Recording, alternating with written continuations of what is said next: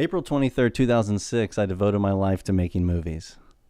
Since then, I've made 3 feature films, I'm working on my 4th feature, and I've made 39 short films.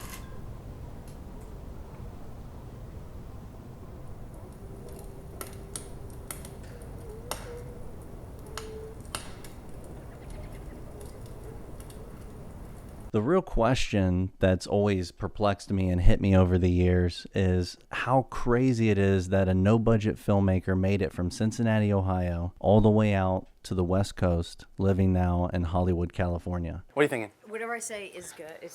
I'm not going to be saying a lot. I'm just going to be making sounds and maybe a couple. Going like, ah! Yeah, no, get into it. Like, this is your time. This is your time. Let it go. Everything in your life, me being an asshole and not telling you how your coat. Oh my God, don't think even about get that. me. Hey, but think about that. You threw up this morning, right? Right. I mean, Yeah. okay. You ready? Yeah, get away before I punch you. Okay. All right, here we go. Let's get it. P.M. Lipscomb as an homage to D.W. Griffith and other initialized icons of early filmmaking. The Cincinnati native lives near Eden Park. He's a self-taught and self-motivated filmmaker, premiering his first feature-length film through the Cincinnati Film Festival. It's called Everything Will Be Fine, and it's a fictional drama with sparse dialogue made entirely in Cincinnati and centering around a pair of homeless young adults. Let's meet P.M. Lipscomb and learn about his process in front of and beyond the lens. Back in Ohio, I had to wear all the hats. Unfortunately, at that particular time period, there wasn't a ton of people around making movies. So I had to figure out how to produce, write, direct, edit, do sound design, mix, do color grading, run the camera, direct actors, and then most importantly, deal with crew and different personalities that you wouldn't really expect to clash with one another. Or for instance, when you're in auditions and everyone seems to love one another, and then you're 3 to 10 days in the middle of a shoot and people are quite angry or stubborn or any kind of thing. There's a billion reasons for people's emotional stability to alter while being on set. So through all these films I've made over the years and releasing them and me rediscovering them,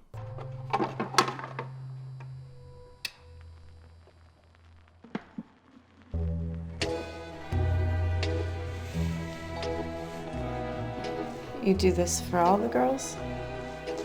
This is why I brought you here. For what?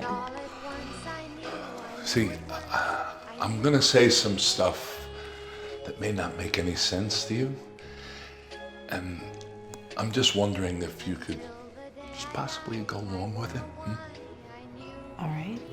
I'm excited to figure out and learn things from that process and really figure out maybe a little bit more about why I've chosen certain stories and why I'm doing particular things. I really am in love with the camera, the motion picture moving camera, and this 4th feature I'm working on right now called Devoted in Time. I'm shooting the whole feature entirely on 100-foot rolls of 16mm film using a wind-up Bolex 16mm camera that can only do 27-second shots, and it's a really gorgeous piece of machinery. Just understanding that 600 feet of film, and I only had so much I could shoot. So limitations. Yeah, using limitations the are same box to everything. get creative. Did you know those people before you? Oh, no. I met them all literally the day that I shot with them. So I'd walk up to people in San Francisco and I'd say, hey, I have this idea. I want to make something. I'd tell them the whole concept of what I want to do. And then I'd ask them if I could come to their home.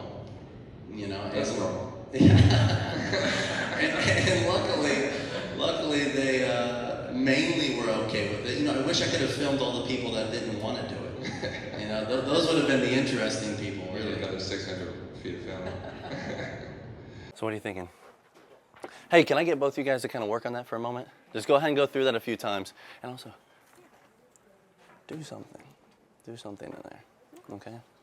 Because when she falls on her, you know, you could get up in the background almost, and then when she comes back around, you could almost kind of sit back like, whoa, never mind. I wanted to look tough, but I don't want to do that right now, okay? Because at the same time, it's like, whoa, you almost just, whoever this guy is, who is he? Have you decided? You're sitting with him. Figure it out right now. Go ahead and work on that.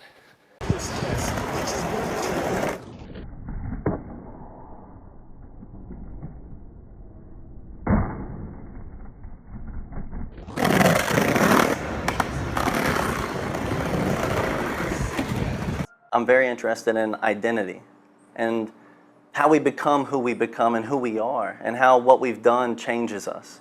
So I think if there's an evolution in where I was as a storyteller compared to where I am now, I think it's that I more acutely understand what stories I want to tell.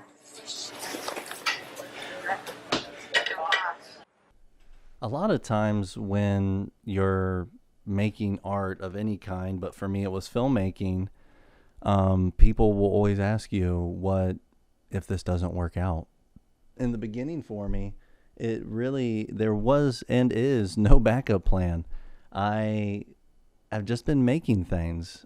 In the very beginning, I kind of realized that time is going to go by no matter what, and a good measure of time is looking at these projects that I'm completing, how long they're taking. I don't know, like there's a sense of accomplishment. I feel like age is not affecting my mental stability like it might have through just creating projects. So I feel so grateful for April 23rd, 2006, which is when a roommate of mine, Danny Jansen, came to me and I told him a dream in the morning. And his response was, you should make movies, and it just clicked. My whole childhood made sense.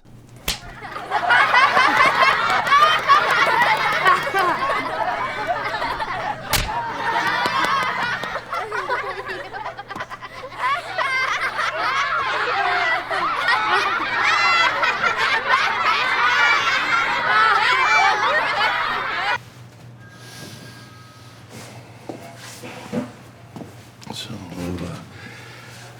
just let this little brat slap you around like a bitch? Keeping things inside, the pressure builds up on us, kid. And you're looking and you see her, and you might even back up once or twice, and then she comes really quickly, boom, and then you go, oh, and you fall back. And drop that plate. Drop it. I mean, be careful, of course. Take your time. Key is taking your time. The key is taking your time, okay?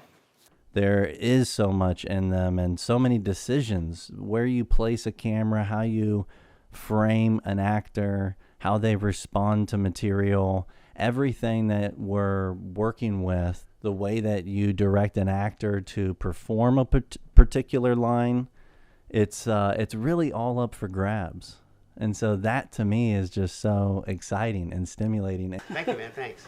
It's awesome. I really appreciate it. Hey, listen, is there any problem I could use your van for a couple of things while you're gone? Use my van? Use your van while you're gone, unless you're taking it. No, you can. Okay. Sure. Yeah, Sure. okay, Just, great. put gas in it. Absolutely. Right? Absolutely. Yeah, yeah. Okay. All right. Yeah, more than I did last time.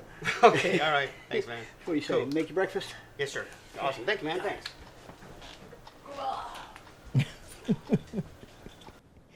You always have something to do. Being a mother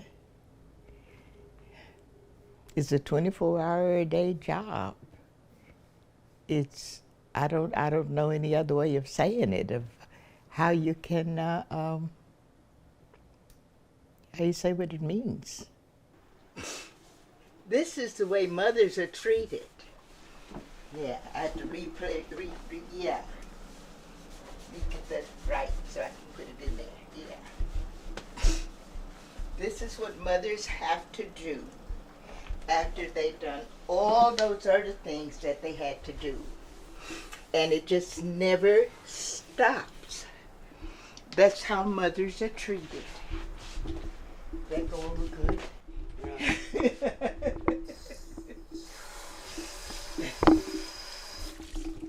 So, Mom, why do you do this every day? Huh? Why do you do this every day? I do this every day because I can do something for my son every day. And it makes me feel good. Yeah? Yeah, that I'm still useful. Very useful. Yeah. I always did like this. Yeah. Well, I really appreciate it. Huh? I really appreciate it. Going through these films and putting them all out there and getting to look at them in that way is really, it's causing me to have a lot of reflections on how I've always used the camera in certain ways, and how I love extreme close-ups, and how even doing a documentary versus a narrative film, I'm still utilizing the camera in very specific psychological ways. I think everybody's different. You meet somebody and they say, hey, let me do my thing. You know, let me step back. And I think you have to be confident when you meet somebody and to realize that you hired them for a reason. You ask them to come on board because you trust them.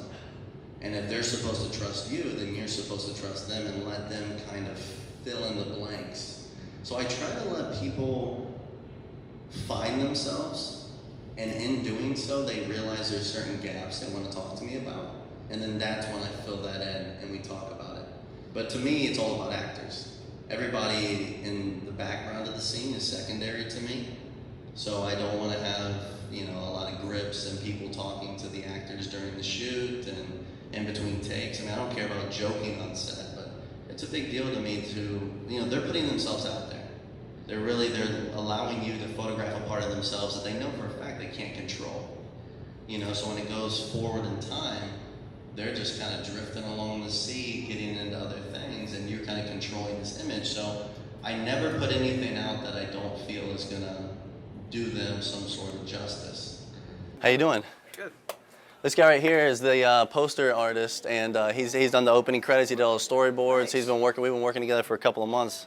Cameo then. Yeah, Okay. yeah, the back of him. I just threw him in there. I said, you're gonna have to be in this. There's no way around it. Mother and son. Yeah, exactly. So is there? You have an idea for what you're thinking about doing? I'm very tunnel visioned. So when April 23rd came around and my roommate told me, and I devoted my life to making movies, nothing else mattered.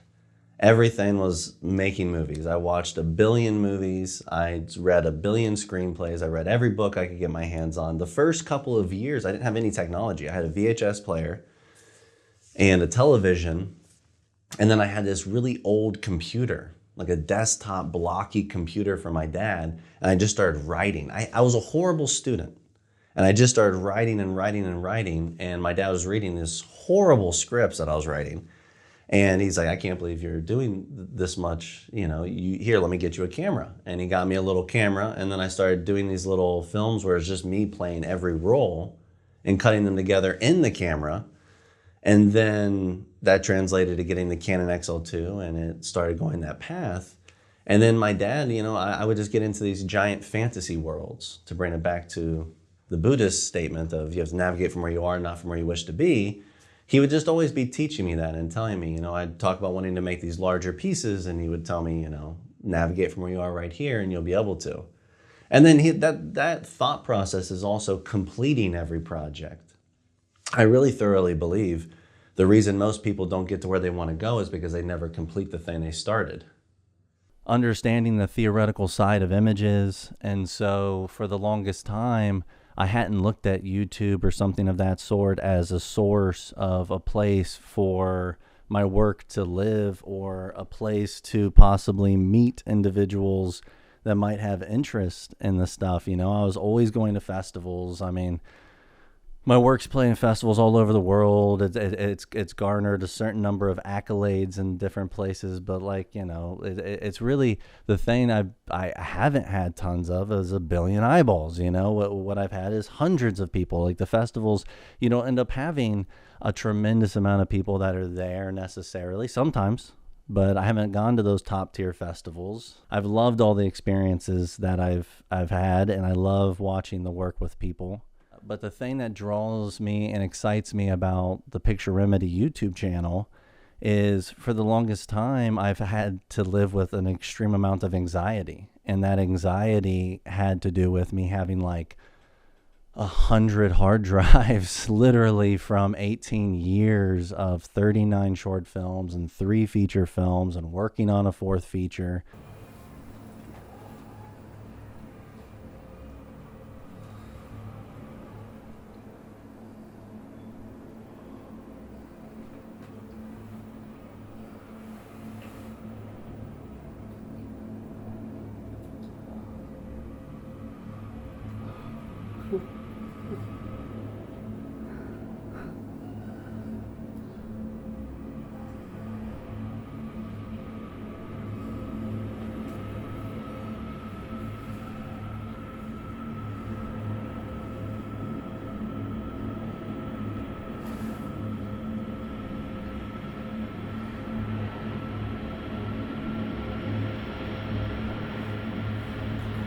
I've wondered, you know, what am I going to do with all this stuff? So having this channel now and being able to put that stuff in a place, at least high export files, you know, solid export of the picture, I can sleep a little better.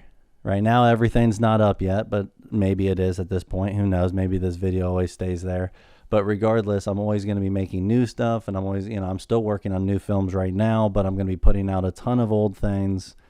So I really, I want people to watch stuff and critique it and, you know, tear it apart or reach out, ask questions. You know, I'm still in the industry in Hollywood, taking meetings and trying to sell screenplays and meet people and make it. Everybody has their own paths in life, and there is no right way. Really, feeling happy is the most important element to every life, and there's nothing that's going to bring you happiness, money or fame or any of that is not going to create happiness. But I love what you mentioned there of Jim Carrey, because it's so true in what he said, and he talked about this in his commencement speech. And I've watched it over and over and over. Every once in a while I put it on while I'm cleaning my apartment and just listen to it. And he talks about how his father was let go from this safe job, so he taught him a couple things in life. One, that comedy was the best currency, and then the other one was you can fail at something you hate doing, so you might as well fail at what you love. Camera, and I would love to see you just come over here and interact with these people for a bit, okay? Yeah. Interact with them, and then suddenly you're gonna look over here quickly because he's following you, and that's when you start booking it out of here, okay? Okay? And then when you do start, come back all the way down this way. I have been in arguments with people, and you're in the middle of fighting, you like want to make your point, and somebody's car alarm starts going off, and you're like, well, someone turn that car alarm off? You know, you're like, what in the world is going on? You know, I'm so angry now. Where did you get that case?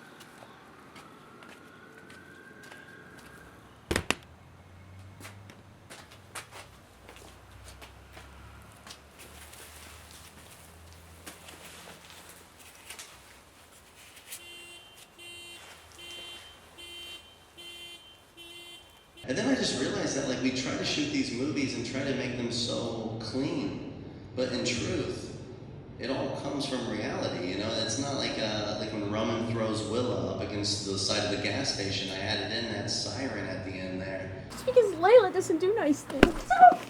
I don't want to hear my daughter's name rolling from your tongue.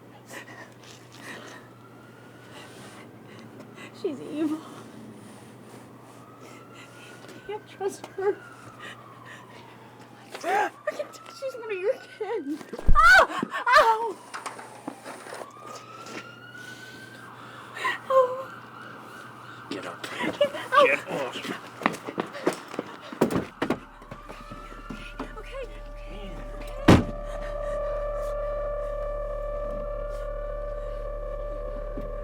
Before, when we shot it, that wasn't there, but the reason is that I think there's some sort of psychological factor that comes into sound. So I've shot movies before that have been completely silent while filming and then going back and having to do the entire sound in post and nearly in tears on my knees trying to get this stuff done, and it's changed something where now I do think about sound the entire time while I'm writing and while I'm working with actors and realizing that you just need to get their dialogue and then you can do everything else in post, and it really frees you up to build that puzzle. I've come to realize that I've almost every single project, to a degree, almost everyone is using a different camera. I'm a glutton for cameras, and I mean, I've used as many as possible. I've worked at rental houses. I have an alias as a DP on certain projects, Xander Hamilton. Eventually, you'll be relaxed, but right now, you're completely held in place and something is clamping you. You're clamped. You ready? You ready for it? Are you ready for it? Yeah. Are you ready? You're going to be walking with him? I'll be behind him? Yeah, so all these different films, they're all used with different cameras. The movie I'm working on right now, being on a Bolex, that's so starkly different than the first films I ever made, which were on a Canon XL2 with many DV tapes.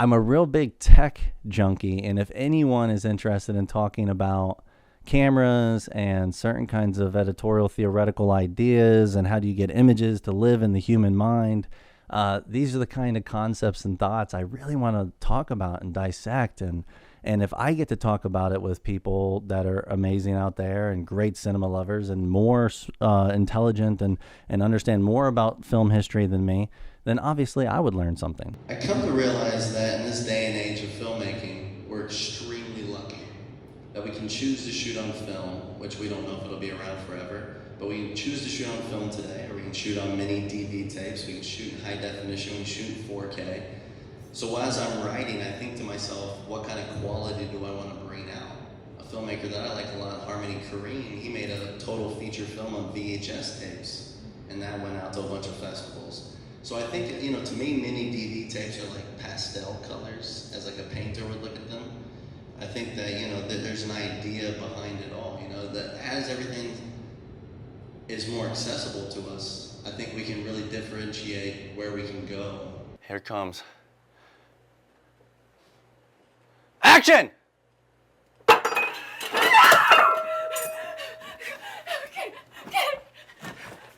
All right, cut! The film isn't saying anything negative in the light of being homeless. The idea is the film is cinematic and that we're watching a story about a couple of people that we identify with and they happen to be homeless. I felt like there was a certain type of responsibility in the idea of me also giving up a part of myself. So through the idea of making the picture, it was, here's our resources, here's what we have. I did sell my 450 DVDs off that I had to get money for gas and to buy some costumes and to be able to buy some food at times. And that's really where the budget came from for the picture.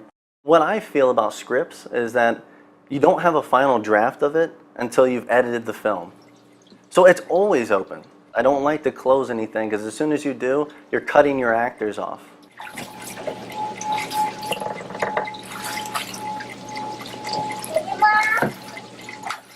I love the art form of creating movies, motion picture crafting.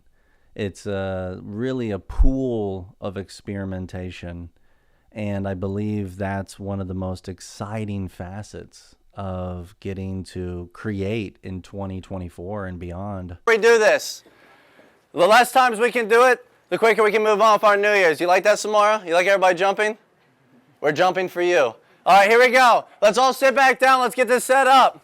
Matt, I'm just going to run behind you. Okay. In the dream sequence is the only time where the character is inside of a household.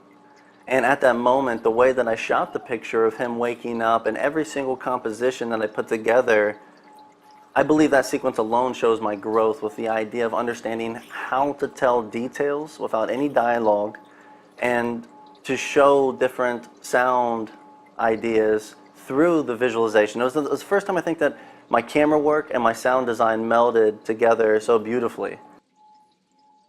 Yeah, I've got some other things I've written, and it just so happens that they all have to do with this loss of innocence and character. And, you know, there's no way to get back to it. Once you've gone through a certain door, that's where you are.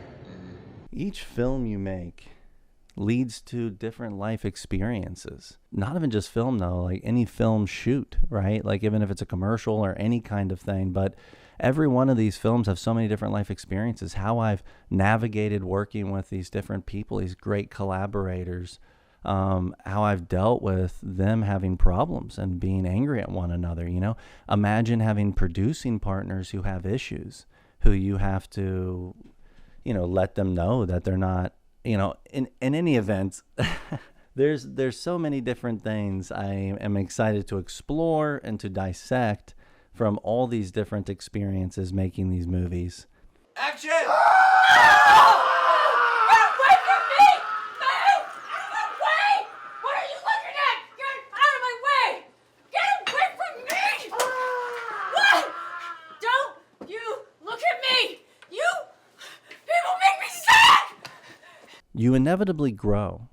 You really, at least for me, I've learned so much about myself, and it's been my therapy to make these pictures. So all these movies, as I look at them, I see where I was at that particular time, what I was dealing with, and sometimes I'm open and I talk more openly about the exact life experience of what I was building. But other times I think, it's not something to really talk too much about. It's something that I dissected. I had a love once. Her name was Carlili.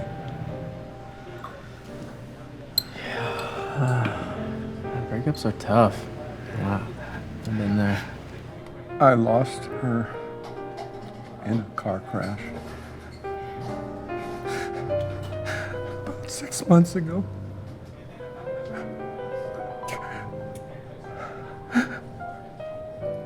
But I do not want to mess up our nice vibe, I did not mean to do that, and besides which, I don't even introduce myself. At the end of the day, there's so much exploration to be done. This is a very young art form, and the way that it interacts with the world is incredibly intriguing. So as I learn and keep navigating the Hollywood road, or whatever the hell you want to call it, I'm going to update everything, anything I'm able to do, anything that's coming out, and I'm always going to be open and would love to have conversations. So please reach out. For me, this Picture Remedy channel, it's a place for these films to live. So I'm going to put these higher end exports of these projects, at least the highest export I can do, because some of them are high definition video, whatever.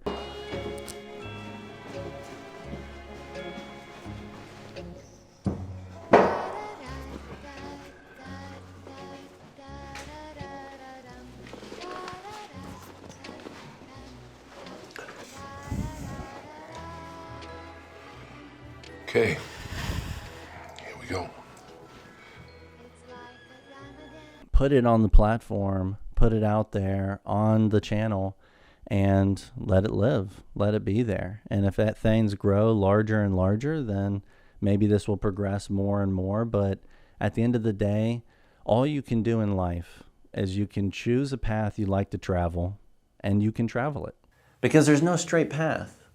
When you look back at everything, when I look back at April 23rd, 2006, the day I started making films, when I look back at that moment, it feels like a straight path now to get here, but it's really going all over the place to try to sustain myself and get to this point.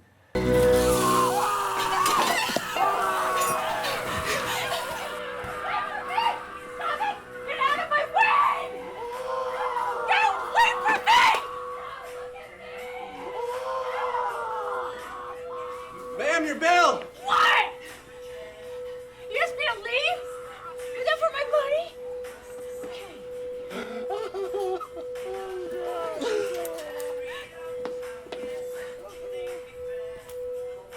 The point is, be yourself. Enjoy life. Welcome to Picture Remedy. Down below is a bunch of movies and other videos. Check them out. I'd really love to connect. Let me know your thoughts and feelings, and I'm just trying to get better. So all of your thoughts and our conversations could lead to me getting better. Maybe you guys could learn a thing or two, and we could just all grow. Enjoy.